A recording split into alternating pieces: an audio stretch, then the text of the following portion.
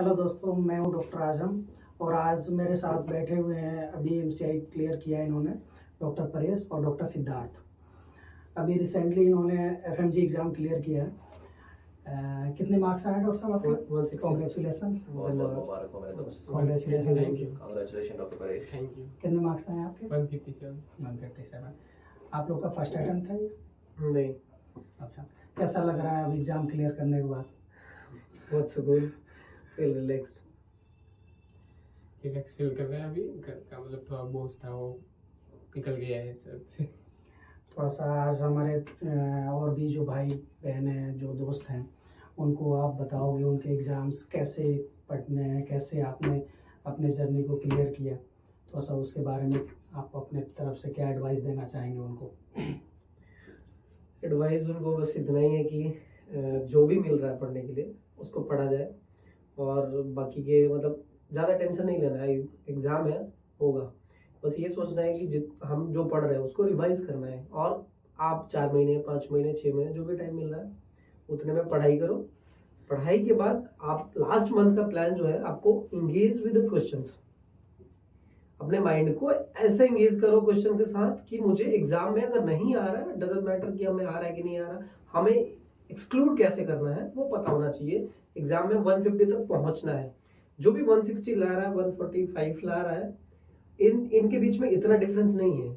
Difference बस इतना है कि वो बंदा जो 155 लाया है यानी कि 150 के पार है, उसमें इतना ही डिफरेंस है कि उसने अपने आप को 15 दिन 20 दिन 25 दिन लास्ट में पूरा क्वेश्चन के साथ इंगेज रखा। आप जो भी 14 घंटे 15 घंटे पढ़ाई करते हो, अगर आपने पहले से ही प्लान कर रखा है कि मैंने 14 घंटा पढ़ना है तो अच्छी बात है। लेकिन जैसे लास्ट मंथ आता है, आप 14 घंटे में से थ्योरी छोड़ के, थ्योरी बस 4 घंटे 5 घंटे 6 से 7 घंटा आप खुद क्वेश्चंस को सॉल्व करो। उसके बाद देखो कहाँ गलती हो रही है, तब वापस थ्योरी पे आओ। बार बार यही करो, एग्जाम आराम से होगा क्लियर। पूरे 19 सब्जेक्ट को टच किया था आपने? All कोई सब्जेक्ट छोड़ा? मेरा जो इसके पहले अटेम्प्ट था, मैंने 1-2 सब्जेक्ट छूट गए थे, वो हेल्थ इश्यूज के वजह से पहले वाले में, तो तब उस टाइम पे 5 नंबर से रह गया मैं। लेकिन इसमें है कि मैंने सारे सब्जेक्ट, और सबसे बड़ी बात है मेडिसिन मैंने छोड़ी थी। मेडिसिन छोड़ा इस वजह से था, मेडिसिन मेरे कॉलेज टाइम पे पढ़ा हुआ था, तो मैंने ये छोड़ा कि मेडिसिन एक बहुत ज्यादा सब्जेक्ट, मतलब बहुत बड़ा सब्जेक्ट है और मैं इतने टाइम में कवर करूंगा, उससे बेटर है कि मैं दूसरे सब्जेक्ट पे फोकस करूं। और बहुत सारे फैकल्टी बताते भी ऐसा है कि आप मेडिसिन पे 15 दिन दोगे 20 दिन दोगे, उससे बेटर है कि कम पढ़ लो और दूसरा सब्जेक्ट कर लो। बट ऐसा नहीं करना, मेडिसिन आपको पढ़नी है और पढ़नी है। मैंने तो आपके दीपक मारवा सर की जो नोट्स थी, एक तो 2 नोट्स थी, दोनों में से जो सबसे ज्यादा मैंने लास्ट मंथ रिवाइज किया कंसाइज नोट्स। वो नोट्स मेरे लिए मतलब लाइन टू लाइन मुझे अभी भी याद है जो भी चीजें, और मैं यही बताता हूँ कि हर बंदे को वो याद होना चाहिए उतना, एटलीस्ट है वो, उससे कम नहीं कर सकते हो आप, उसको जरूरी है याद करो। मारवा सर क्लास में बोलते हैं अगर नहीं कर सकते हो तो डॉक्टर नहीं बन सकते हो, सीधी बात है। आपको उतना तो करना ही पड़ेगा और कर तो अपने लिए रहे। बिल्कुल अपने लिए करें। तो मेडिसिन वो बहुत कम है, लगभग 80-90 पेजेस है, 100 पेजेस, आप उतना कर लो, इनफ है। क्वेश्चंस वगैरह कैसे करते थे आप? मैं क्वेश्चन डेली किया हूँ। क्वेश्चन मेरा रिवीजन पे, जैसे पर्सनल व्यू बता रहा हूँ, मैं कभी भी सेल्फ स्टडी पे फोकस नहीं किया हूँ, सेल्फ स्टडी को उतना प्रेफरेंस नहीं देता हूँ आज तक, नहीं अपने करियर में पूरा जो भी यहाँ तक पहुंचा हूँ। सिर्फ मैं लेक्चर वाइज देखता हूँ। मैं सोचता हूँ कि मैं 4 घंटे 5 घंटे में मेरे में उतनी कैपेबिलिटी नहीं है कि मैं पेशेंस रखूँ और मैं रिवाइज कर पाऊँ बड़ी बड़ी नोट्स। मैं उसको या तो वीडियो फॉर्मेट में देख लेता हूँ या जो भी क्लास में, मैं सबसे ज्यादा क्लास में अटेंटिव रहता हूँ।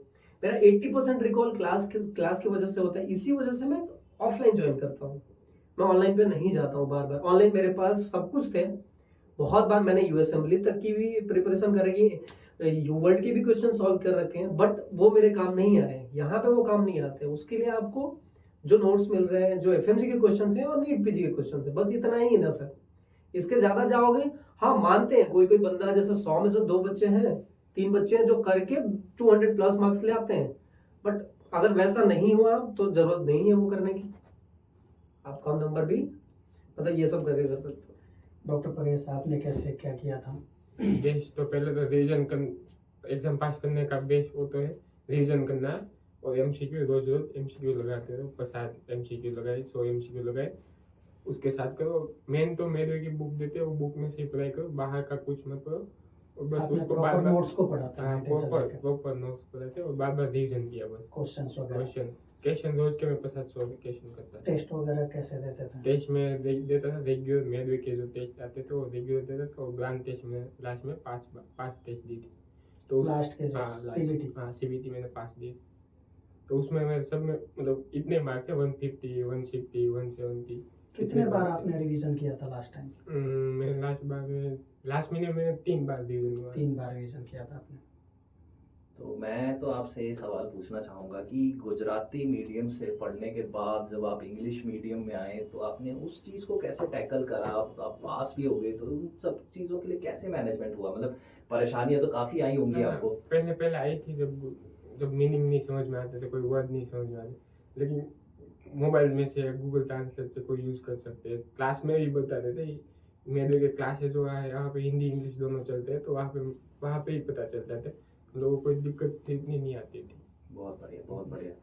तो अभी टेक होम मैसेज दोस्तों के लिए ऐसा क्या देना चाहोगे? कि मैंने बहुत सारे बच्चों को देखा है कि वो लास्ट के दिनों में बहुत अच्छे होते हैं पढ़ाई में, सारे टेस्ट दे दिए, सारे GTs दे दिए, सब जगह परफॉर्मेंस अच्छी है, पर लास्ट के 3-4 दिनों में ऐसा क्या होता है लाइफ के अंदर कि वो लोग इतना डर जाते हैं कि वो फिर एग्जाम में उस चीज को स्ट्रेस को हैंडल नहीं कर पाते। तो आप लोगों ने उस समय के अंदर अब कैसे अपने आप को अलाइंड करके रखा उन चीजों को? इस बार मैंने लास्ट में टेस्ट दी थी 17 को, मैंने एक CBT दी थी, उसमें 185 थे। Nice very nice. तो वो कॉन्फिडेंस था ना, वो कॉन्फिडेंस लेके मैं एग्जाम रूम में गया था और जो कॉन्फिडेंस रहना चाहिए कि कैसे भी करके मैं पास हूँ, मेरे 150 तो आ ही गए बस। अच्छा, एग्जाम आप दे रहे थे, जब आपको कोई ऐसा क्वेश्चन भी होगा जो जिसकी बिल्कुल हवा नहीं लगी, तो उस क्वेश्चन के साथ एंजाइटी को कैसे डील करा आपने? उस वेरी मोमेंट पे आप उस समय पे क्या सोच रहे थे ऐसा कि ये क्या चीज है, मतलब इसको कैसे टेकल? सबसे जरूरी चीज जो अभी डॉक्टर परेश ने बताया कि हमने लास्ट के जो 3 दिन एग्जाम से 3 दिन पहले हम दोनों डिस्कस करके यही सोचे कि हम एक CBT देते हैं, GT। ओके, जो नेशनल लेवल का GT है, हमने दिया वो GT।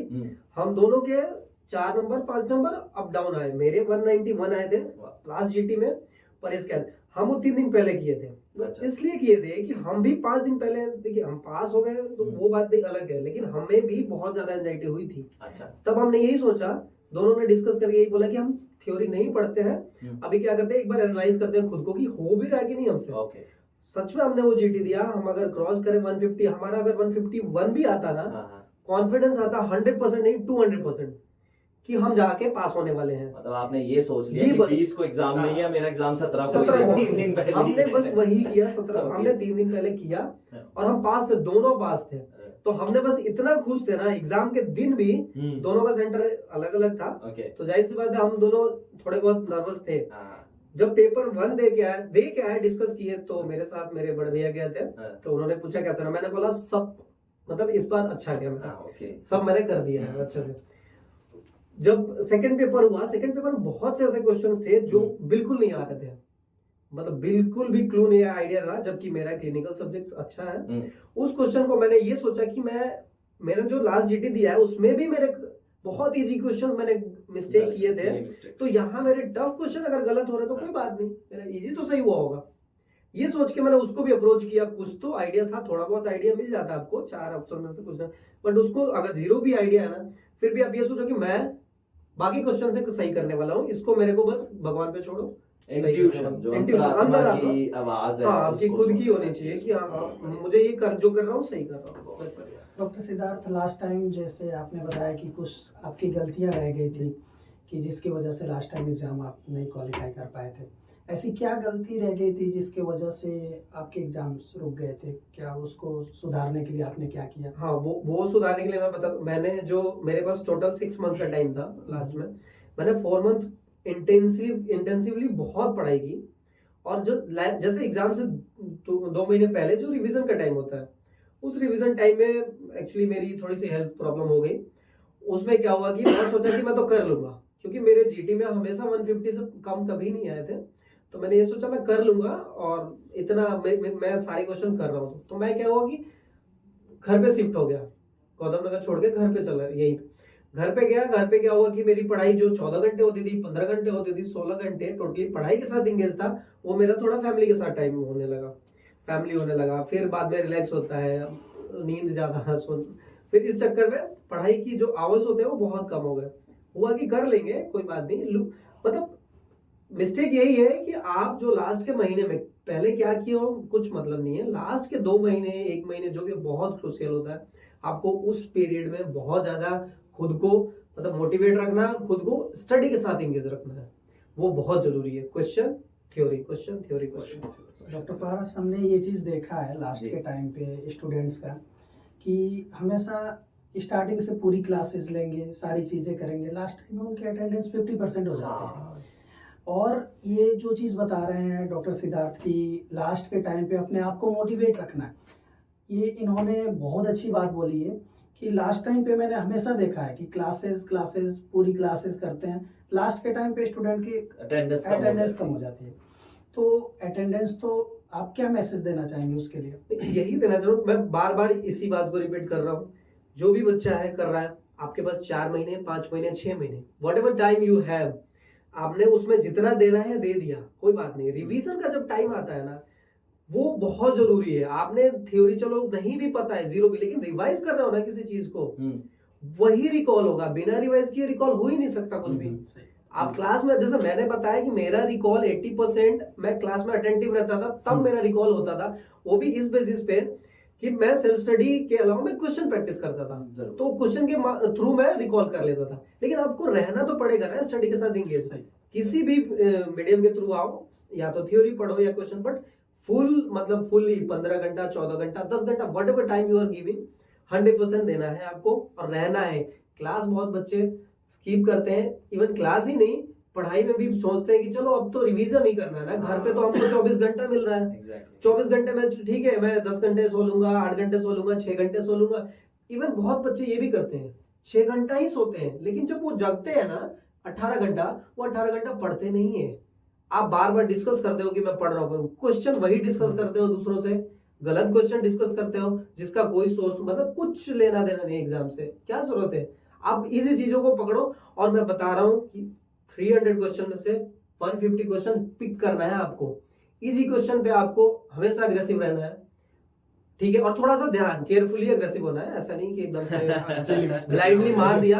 आपको इजी क्वेश्चन को एकदम परफेक्ट करना है। यहाँ टॉपिक हो गए, सब्जेक्ट्स हो गए, जो भी। और मैंने मिडवे में एक बात बताता हूँ कि जो भी है, अगर मिडवे आपको जो भी दे रहा है ना टॉपिक वाइज या जो भी टेस्ट है, सब्जेक्ट वाइज टेस्ट है, उसको करो और करने के बाद एनालाइज करो। मैं खुद बताता हूँ कि मैं 2 घंटे ट्रैवल करके यहाँ आता था, द्वारका से मुझे मिडवे आना पड़ता था।